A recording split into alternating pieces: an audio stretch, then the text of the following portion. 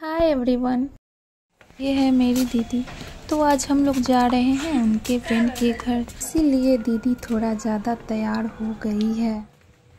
तो रास्ते में कुछ फ़ोटो लेने के बाद बैठ जाते हैं ऑटो में।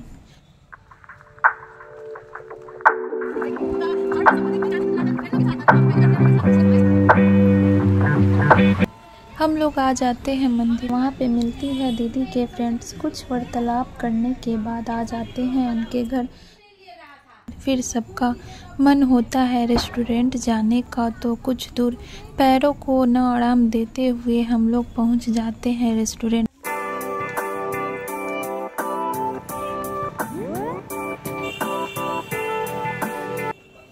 फिर जब तक बाकी लोग कुछ खाने का ऑर्डर दे रहे होते हैं, मैं कुछ तस्वीर लेने लगती हूँ।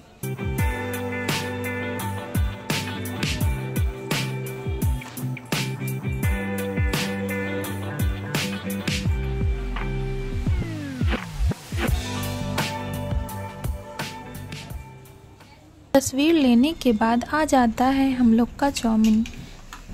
जल्दी से चाउमीन निपटा के निकल जाते हैं घर।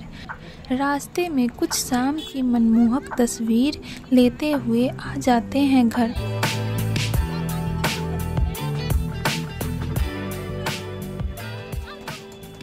फिर मैं और दी थके होने के कारण विश्राम करने का सोचते हैं। बाय, मिलते हैं नेक्स्ट व्लॉग में।